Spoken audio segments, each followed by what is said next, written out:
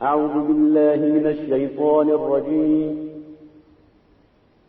بسم الله الرحمن الرحيم مزید جو ہے اس کا جی سعودی جی شکریہ شکریہ بسم اللہ الرحمن الرحیم رب قد آتیتنی من الملک وعلمتنی من تعویل الاحادیث فاطر السماوات والارض انت ولی فی الدنیا والآخرہ وتوفنی مسلما والحقنی بالصالحین۔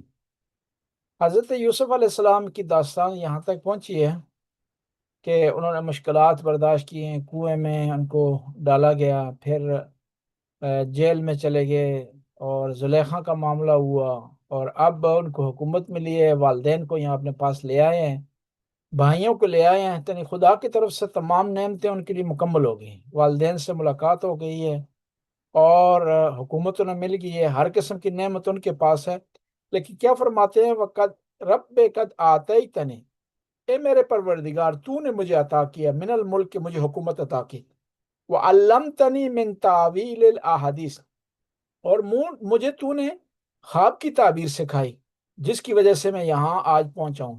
فاطر السماوات والارض، تو زمین و آسمان کا پیدا کرنے والا ہے، انت ولی، تو میرا جو ہے وہ سربراہ و سرپرست ہے، میرا سب کچھ ہے اس دنیا میں بھی اور آخرت میں۔ توفنی مسلمہ، تو مجھے توفیق دے کہ میں دنیا سے جب جاؤں تو مسلمان ہوں، وَأَلْحِقْنِي بِالصَّالِحِينَ، اور میرا شمار نیک لوگوں سے کر۔ یہاں پر یہ آیت ہمیں بتا رہی ہے، پہلا نقطہ یہ بتا رہی ہے کہ انسان جہاں کہیں بھی پہنچے، کسی منزلت پر، کسی منصب پر، کسی مقام پر، پیسے اسے ملیں، اچھا کاروبار ہو، اسے کامیابی حاصل ہو، تو اسے خدا کو نہیں بھولنا چاہیے۔ دیکھیں نا، یہاں پر حضرت یوسف کو ملک ملا ہے، کیا کہہ رہے ہیں کہ خدایا تو نے مجھے ملک عطا کیے۔ اس کے مقابلے میں فرعون کیا کہتا تھا؟ کہتا تھا الیس لی ملک مصر، کہ یہ جو ملک ہے مصر کا، یہ خود میں نے اپنی طاقت سے لیا ہے، میں نے اپنی استعداد سے، میں نے اپنی بل بوتے پر لی ہے۔ لیکن حضرت یوسف کیا کر رہے ہیں کہ کہہ رہے ہیں کہ خدا نے مجھے عطا کیے۔ اور جو آدمی اس طرح کہتا ہے خدا نے مجھے عطا کی ہے تو غرور نہیں کرتا، مغرور نہیں ہوتا، خدا پھر اس کے لیے مزید نعمتوں کا انتظام کرتا ہے۔ یہ جب انسان یہ کہہ رہا ہوتا ہے کہ خدا نے مجھے عطا کی ہے، ایک قسم کا الحمد کر رہا ہوتا ہے، شکر ادا خدا کا کر رہا ہوتا ہے۔ اور پھر کہا قد رب قد آتیتنی من الملک، میرے پروردگار نے مجھے عطا کیا ہے کیا یہ ملک، یعنی اللہ کے کئی نام ہیں، رازق اس کا نام ہے، مالک اس کا نام ہے، صاحب اس کا نام ہے، صحیح قدوس اس کا نام ہے، لیکن یہاں رب کا لفظ استعمال کیا ہے، یعنی یہ ملک دینا اور لینا رب کا کام ہے، یعنی خدا کی ایسی صفت ہے جس میں تربیت پائی جاتی ہے، یعنی ملک کا لینا اور دینا یہ بھی تربیت کا حصہ ہے۔ رب کا معنی یہ تربیت کرنے والی شخصیت، پرورش دینے والی شخصیت، انسان کو جو ہے پالنے والی شخصیت، پالنے والی ہستی۔ اور یہاں پر یہ بتا رہے ہیں کہ یہ جو ملک مجھے ملا ہے یہ میری اپنی فکر سوچ سے نہیں ملا، مجھے مال اور قدرت کی وجہ سے نہیں ملا، یہ میری ذاتی صلاحیت کی وجہ سے نہیں ملا، صرف یہ خداوند تعالیٰ کی دین تھی۔ یعنی جب بھی آپ یہ سوچیں گے کہ میرے پاس جو نعمتیں ہیں، میرے پاس جو صحت ہے، میرے پاس جو اولاد ہے، مجھے خدا نے جو عزت سے نوازا ہے، یہ ساری خداوند تعالیٰ کی طرف سے ہیں، تو پھر آپ میں جب عاجزی آ جائے گی تو خدا آپ کی نعمتوں میں اضافہ کرے گا۔ اور یہاں پر یہ بھی یاد رکھیں کہ یوسف علیہ السلام کن مراحل سے گزرے ہیں۔ ایک ایسا مرحلہ تھا کنویں کے اندر تھے، ایک ایسا مرحلہ تھا کہ غلام تھے، ایک ایسا مرحلہ تھا کہ جیل میں تھے۔ ان چیزوں کو یاد نہیں کیا بلکہ خدا کی نعمتوں کو یاد کیا ہے، یہ بتانے کے لیے کہ خدا نے اگر مجھ پر سختی بھی کی ہے تو وہ میرے فائدے میں تھی، میری تربیت کے لیے تھی، میری بہتری کے لیے تھی، تو اس لیے وہ خدا کے صرف نعمتوں کو یاد کر رہے ہیں۔ وَعَلَّمْتَنِي مِن تَعْوِيلِ الْأَحَادِيثِ، اور خدا نے مجھے کیا کیا، علم سکھایا، یعنی میں ابھی میرے پاس ملک بھی ہے، حکومت بھی ہے اور علم بھی ہے۔ یعنی کہہ رہے ہیں کہ خالی اگر ملک ہوتا تو مجھے فائدہ نہ ملتا، ملک کے ساتھ علم ہے تو اس لیے مجھے بھی فائدہ ہو رہا ہے، عوام کو بھی فائدہ ہو رہا ہے۔ یعنی ایسا حاکم جس کے پاس علم ہو، دانش ہو، وہ حاکم خود اپنے لیے بھی فائدہ اکٹھا کرتا ہے اور عوام کے لیے بھی فائدہ اکٹھا کرتا ہے۔ اور یہاں پر وہ بتا رہے ہیں کہ صرف ملک ہونا، حکومت ہونا یہ کمال نہیں ہے، ملک کے ساتھ علم ہو، اس کے ساتھ دانش ہو، سمجھداری ہو، تو پھر انسان کے معاملات جو ہے وہ بہتر جو ہے وہ معاملے آگے بڑھ سکتے ہیں۔ اور دوسرا یہ ہے کہ انسان کو جہاں بھی پہنچ جائے نا، اپنے تمام کاموں کو اللہ کے حوالے کرے۔ اللہ کے حوالے کرے گا تو معاملہ صحیح رہے گا، لیکن اگر وہ مغرور ہو جائے کہ میں ہی سب کچھ ہوں، میں ہی ہر فن مولا ہوں، میں ہی ہوں جو سب کچھ کر سکتا ہوں، اور یہ سب کچھ جو میرے پاس ہے میری اپنی ذاتی جو ہے وہ علم، ذاتی صلاحیت کی بنیاد پر ہے، تو وہ آدمی گھاٹے میں رہتا ہے۔ اس لیے حدیث میں ہے کہ آپ اپنے تمام کاموں کو اپنی طرف سے کوشش کریں، اسٹرگل کریں، محنت کریں، پھر آخر میں اپنے تمام کاموں کو اللہ کے حوالے کر دیں۔ اول العلم معرفت الجبار وآخر العلم تفویض الامر الیہ۔ پہلا علم یہ ہے کہ اللہ کی معرفت حاصل کریں، اور آخری علم یہ ہے کہ اپنے تمام کاموں کو اللہ کے حوالے کر دیں، اور پھر جو ہے اللہ سے مدد چاہیں۔ یہاں پر بھی کیا کر رہے ہیں؟ ملک مل گیا ہے، والدین اپنے پاس ہیں، بھائی اپنے پاس آ گئے ہیں، ان کی سچائی ثابت ہو گئی ہے، بے گناہی ثابت ہو گئی ہے، لیکن اس کے باوجود کیا کر رہے ہیں؟ اللہ سے مدد مانگ رہے ہیں۔ کیا کر رہے ہیں؟ کہ توفنی مسلمہ، کہ خدایا تو جو ہے مجھے کیا ہے مسلمان اٹھا۔ اور یہاں پر ایک اور نقطہ بھی یہ ہے کہ انسان کو آئندہ کے لیے دعا کرنی چاہیے، عاقبت کے لیے دعا کرنا چاہیے۔ کئی ایسے لوگ ہیں ساری زندگی ٹھیک رہے ہیں، ساری زندگی بہترین رہے ہیں، نمازیں پڑھ رہے ہیں، روزے رکھ رہے ہیں، عبادتیں بجا لا رہے ہیں، لیکن آخری ٹائم میں بگڑ گئے ہیں، منحرف ہو گئے ہیں، اور ان کی آخرت خراب ہو گئی۔ آپ اگر ساری زندگی صحیح رہے نا، لیکن آخرت اگر خراب ہو جائے، آخری لمحات میں اگر دنیا کی طرف چلے جائیں اور خدا سے منہ پھیر لیں، تو پھر ناکامی ہو جائے گی۔ کہتے ہیں کہ ایک بہت بڑے آیت اللہ تھے، امام خمینی کے ساتھ انہوں نے اسٹرگل کی، انقلاب کے لیے کوشش کی انہوں نے۔ جب وہ انقلاب ہو گیا تو انقلاب کا 1 سال یا 2 سال گزرے تھے تو وہ نزع کی حالت میں تھے، یعنی دنیا سے جا رہے تھے۔ امام خمینی ان کی عیادت کے لیے گئے، تو وہاں پر ایسا جملہ انہوں نے کہا کہ جو کفریہ جملہ تھا، انہوں نے کہا کہ خدا عادل نہیں ہے۔ امام خمینی نے کہا کس طرح عادل نہیں ہے؟ کہا دیکھیں آپ نے، میں نے برابر اسٹرگل کی ہے، اب انقلاب ہو گیا، آپ اس کی جو ہے اس سے فائدہ اٹھائیں گے، نعوذ باللہ عیاشی کریں گے، اور میں دنیا سے جا رہا ہوں۔ یعنی دیکھیں آخری لمحے میں انسان خراب ہو جاتا ہے۔ دیکھتے ہیں طلحہ اور زبیر کتنی انہوں نے قربانیاں دی ہیں نبی کریم صلی اللہ علیہ وسلم کے لیے، اور نبی کریم کی پھوپھی کے بیٹا تھے یہ زبیر، اور اتنی اسٹرگل کے باوجود آخرت ان کی صحیح نہیں رہی۔ علی علیہ السلام کے مقابلے میں آ گئے۔ جب علی علیہ السلام گئے ہیں اس کی لاش پر، تو تلوار اٹھا کر رو پڑے علی علیہ السلام، فرمانے لگے افسوس ہے وہ تلوار جو میرے مولا آ کر رسول اللہ کے چہرے سے غبار غم دور کیا کرتی تھی، نبی پاک کی پریشانی کو ختم کیا کرتی تھی، آج جو ہے وہ میرے مقابلے میں آ گئی ہے۔ بس انسان کو یہ سوچنا چاہیے، اور یہ کوشش کرنی چاہیے اور دعا کرنی چاہیے کہ انسان کی آخرت جو ہے وہ ٹھیک ہو۔ آخرت ٹھیک ہو جائے گی تو تب معاملات آگے بڑے رہیں گے۔ اور کئی لوگ ایسے ہیں دنیا میں اچھے کام نہیں کرتے، لیکن آخرت ان کی اچھی ہو جاتی ہے۔ جیسے کون ہے؟ یہ ہو رہا ہے 6 مہینے امام حسین کے ساتھ نہیں چلے، مدینے میں نہیں تھے، مکہ میں نہیں تھے، راستے میں ملے ہیں، خدا نے شہادت نصیب کی ہے۔ 24 افراد عاشورہ کے دن یزید کے لشکر سے امام حسین کی طرف آئے ہیں، امام حسین کے ساتھ نہیں تھے، پیاس انہوں نے نہیں کاٹی، لیکن کیا ہے؟ آخرت ان کی اچھی ہوئی۔ اس کے مقابلے میں کچھ لوگ ایسے تھے، شب عاشور کو جب امام نے اعلان کیا کہ جنگ نہیں ہم جیتنے جا رہے، ہم جو ہے شہید ہو جائیں گے، کل ہم پر سختی ہوگی، ہماری خواتین اسیر ہو جائیں گی، تو کہتے ہیں کہ جب امام نے یہ اعلان کیا ہے تو خیمے میں 125 افراد تھے، 125 میں سے صرف 32 رہ گئے تھے، کیونکہ 24 جو ہم گنتے ہیں نا، 24 دشمن کی لشکر سے آئے ہیں، یہ 32 سے 33 افراد رہ گئے تھے۔ یعنی کیا ہے؟ حالانکہ یہ وہ افراد تھے جنہوں نے 3 دن کی پیاس کاٹی ہے، حالانکہ یہ وہ افراد ہیں جنہوں نے دشمن کا دباؤ برداشت کیے، حالانکہ یہ وہ افراد ہیں جنہوں نے دشمن کا تانے سنے ہیں، لیکن کیا آخرت ان کی جو ہے وہ ٹھیک نہیں ہوئی۔ اور بعض کو لوگ کہتے ہیں نا کہ ہمیں امام کا دیدار نصیب ہو، امام زمانہ کی زیارت نصیب ہو۔ زیارت اگر اس میں خالی زیارت نصیب ہونا اگر یہ چاہتا ہے تو یہ فائدہ نہیں دیتی، خالی دیکھنا، بلکہ زیارت وہ جو معرفت کے ساتھ ہو۔ ورنہ دیکھنا تو شمر نے بھی دیکھا ہے اپنے وقت کے امام کو، عمر سعد نے بھی اپنے وقت کے امام کو دیکھا، کھولی نے بھی دیکھا، حرملہ نے بھی دیکھا لیکن دیکھنا انہیں فائدہ نہیں پہنچا سکا۔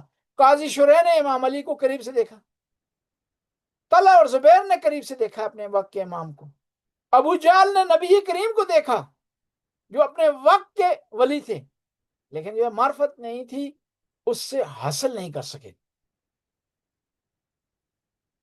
اور یہاں پر ایک اور نقطہ ہے، رب قد آتیتنی من الملک وعلمتنی من تعویل الاحادیث، فاطر السماوات، خدا کی نعمتوں کو گن رہے ہیں اور یہاں پر یہ بتا رہے ہیں کہ یہ جو مجھے ملک ملا ہے، حکومت ملی ہے اور مجھے خدا نے علم دیا، یہ بھی نعمت ہے، لیکن سب سے بڑی نعمت یہ ہے کہ خداوند تعالیٰ نے میرے لیے، انسان کے لیے زمین و آسمان کو پیدا کیے۔ وَأَنْتَ وَلِيَّ فِي الدُّنْيَا وَالْآخِرَةِ، کہ یہ بھی بتا رہے ہیں حضرت یوسف علیہ السلام کہ دنیا کے لیے بھی دعا کریں اور آخرت کے لیے دعا کریں۔ یہ نہیں ہے کہ صرف آخرت کے لیے دعا کریں، دنیا کے لیے کسی اور سے مانگیں یا اپنے بل بوتے پر انحصار کریں، ایسا نہیں ہے۔ دنیا کے لیے بھی دعا مانگیں، آخرت بھی، کیونکہ اسی دنیا سے آپ نے آخرت حاصل کرنی ہے۔ اسی دنیا میں جب آپ کو پیسے ملیں گے، خدا کے راستے میں دیں گے تو تب آپ کو آخرت حاصل ہوگی۔ اس دنیا میں رہ کر کے نیک کام کریں گے تب آخرت آپ کو ملے گی، اس دنیا میں رہ کر گناہ سے بچیں گے تب آپ کو آخرت ملے گی۔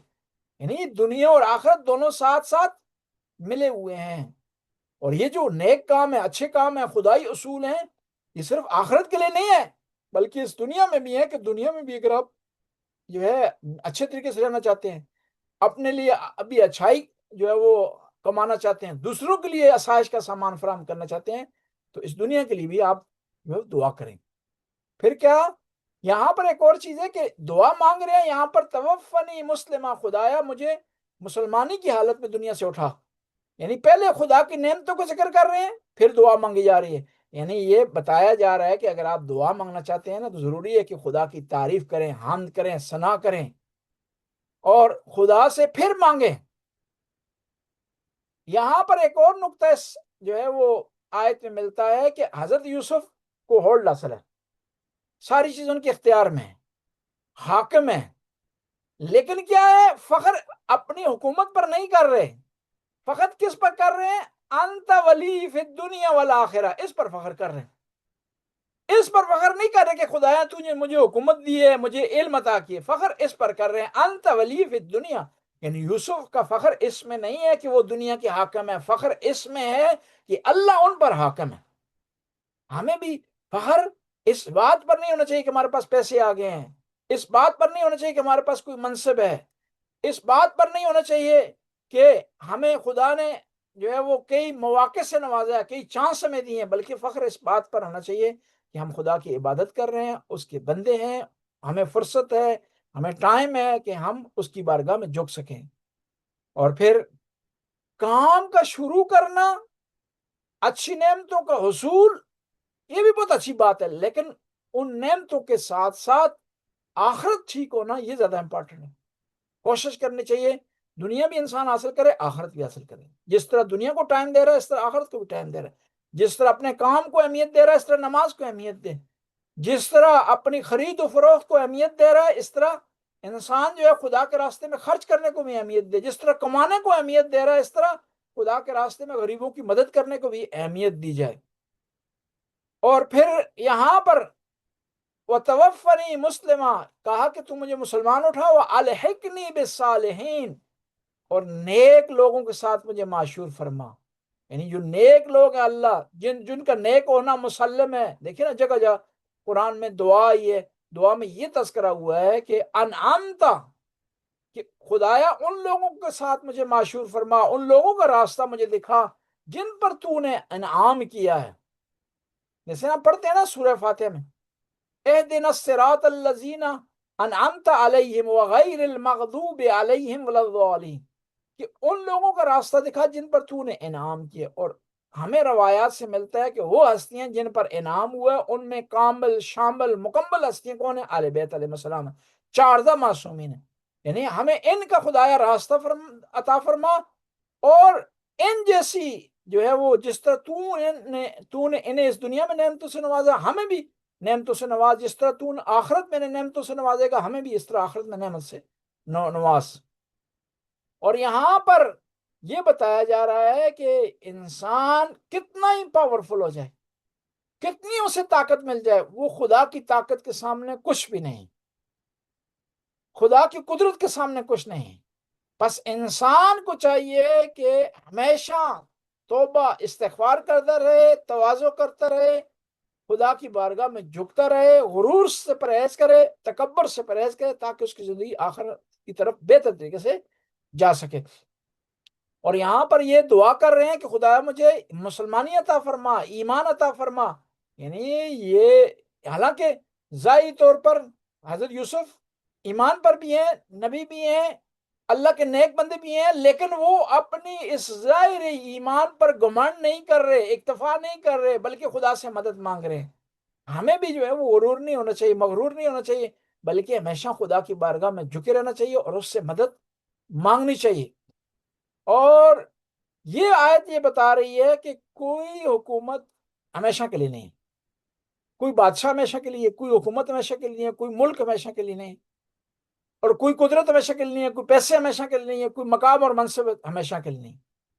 ہم نے دیکھا ہے کہ کئی لوگ بادشاہ تھے، وہی لوگ مانگنے پر تیار ہو گئے۔ صدام کے پاس کتنی پاور تھی، لیکن وہی صدام آخر میں اسے گٹر سے پکڑا گیا۔ قذافی کے پاس کتنی پاور تھی، آخر میں اس کا حشر کیا ہوا۔ دنیا میں بڑے بڑے لوگ آئے اور ان کی حکومتیں ختم ہو گئیں اور دنیا سے رخصت ہو گئی۔ لہٰذا انسان کو مقام، منزلت، حکومت پر جو ہے تکبر اور غرور نہیں کرنا چاہیے۔ ایک بنو امیہ کے زمانے میں ایک آدمی بادشاہ بنا، وہ ایک اللہ کے ولی کے پاس آیا، اللہ کے ولی کو اس نے کہا کہ مجھے نصیحت کرو۔ تو اللہ کے ولی نے ایک بڑا پیارا جملہ کہا، اس نے کہا کہ یہ حکومت اگر ہمیشہ کے لیے ہوتی تو تجھے نہ ملتی۔ میں کہا وہ کس طرح؟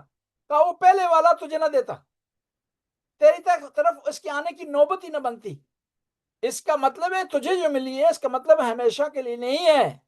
تو کوشش کرو کہ ایسے کام کرو کہ تیرا نام جو ہے وہ ہمیشہ کے لیے رہ جائے، ہمیشہ کے لیے لوگ تجھے یاد کریں، ہمیشہ کے لیے تم کیا ہو، لوگوں کے ذہنوں میں ہو، اور خدا بندہ تعالیٰ کی نگاہوں میں بھی تم جو ہے وہ اچھے رہو۔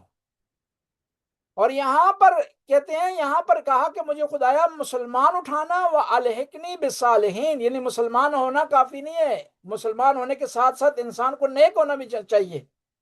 ایک انسان مسلمان نہ ہو، نیک نہ ہو، نیکی نہ کرے، کسی کے ساتھ اچھائی نہ کرے، بلائی نہ کرے، نیک کام نہ کرے، اور خدا کی مخلوق کی خدمت نہ کرے، اس کے مسلمان ہونے کا کوئی فائدہ نہیں ہے۔ ضروری یہ ہے کہ ساتھ ساتھ مسلمانی کے اس کے اندر صلاح کا پہلو ہو، صالح ہو، نیکی، اور معاشرے میں ریفارمر کی حیثیت رکھتا ہو، تو تب جو ہے اس کو یہ مسلمان ہونا فائدہ دے گا۔ ورنہ ایک آدمی ٹائٹل لے لے میں مسلمان ہوں، عبادتیں کرے دن رات، ہر کام کرے، لیکن نیک نہ ہو، نیکی اس سے سرزد نہ ہو، وہ کسی دوسرے کے لیے بھلائی کا نہ سوچ سکے۔ اسلام میں بہت زیادہ اہمیت دی ہے کس کو؟ حقوق العباد کو، جس کو ہم کہتے ہیں ہیومن رائٹ۔ انسان اگر ساری یہ باتیں بجا لاتا ہے نا، تمام فروع دین کو بجا لاتا ہے، لیکن اس کے اندر اخلاق نہیں ہے، وہ اس کو فروع دین فائدہ نہیں دے سکتے۔ نمازیں پڑھ رہا ہے، حج پر وہ کئی دفعہ جا چکا ہے، زکوٰۃ وہ دے رہا ہے، لیکن والدین کے حقوق کا خیال نہیں رکھ رہا، وہ اس کو زکوٰۃ، وہ نماز فائدہ نہیں دے۔ ہمسائے کے حقوق کا خیال نہیں رکھ رہا، اپنے کلیگ کے حقوق کا خیال نہیں رکھ رہا، اپنے روم میٹ کے حقوق کا خیال نہیں رکھ رہا، اپنے شریک حیات یا شریکہ حیات کے حقوق کا خیال نہیں رکھ رہا، تو یہ نمازیں اس کو فائدہ نہیں دے سکتی۔ نماز وہ فائدہ مند ہے جو آپ کو برائی سے روکے، وہ فائدہ مند ہے جو آپ کو نیکی کی طرف لے جائے، وہ نماز آپ کے لیے فائدہ مند ہے جو آپ کو یہ سکھائے کہ دوسرے انسانوں کے آپ پر حقوق ہیں۔ وہ نماز آپ کو مفید ہو سکتی ہے، وہ نماز آپ کو معراج تک پہنچا سکتی ہے، وہ نماز آپ کو صالحین سے ملا سکتی ہے۔ ورنہ نمازیں تو میدان کربلا میں یزیدی لشکر نے پڑھی ہیں۔ انہوں نے یہ اعلان کیا کہ جلدی نعوذ باللہ امام حسین علیہ السلام کا کام تمام کیا جائے، کہ ہماری نماز کو دیر ہو رہی ہے، ہماری اذان لیٹ ہو رہی ہے۔ اور کیا کہا یزیدی لشکر نے جب امام حسین نے کہا کہ ابو سمامہ ساعدی سے کہا کہ ان سے کہو کہ ہمیں نماز کی مہلت دی جائے، تو یزیدی لشکر نے کہا کہ حسین تیری نماز قبول ہونے والی نہیں ہے۔ تو امام حسین کے ساتھیوں نے جواب دیا، ملعون، نواز رسول کی نماز اگر قبول نہیں ہے تو کس کی نماز قبول ہونی ہے؟ یعنی نماز وہ پڑھ رہے تھے، قرآن کی تلاوت کر رہے تھے، وہ حافظ قرآن تھے، لیکن ان کے اندر انسانیت نہیں تھی، ان کے اندر حقوق انسانی نہیں تھے، اس وجہ سے وہ ملعون قرار پائے۔ یعنی یہ بھی ہو سکتا ہے کہ انسان نمازی ہو، اس کے باوجود بھی کسی مقام اور منزلت پر وہ نہ پہنچے اور خدا کے ہاں اسے کوئی بخشش کے لیے اس کا انتظام نہ ہو، یہ بھی ممکن ہے۔ پس انسان کو نماز، روزہ، حج، زکوٰۃ، خمس، سارے معاملات کے ساتھ ساتھ حقوق انسان کا خیال رکھنا چاہیے، اور حقوق انسان میں سب سے ٹاپ پر کیا ہے؟ اچھا اخلاق ہے۔ یہیں آج مکمل کرتے ہیں۔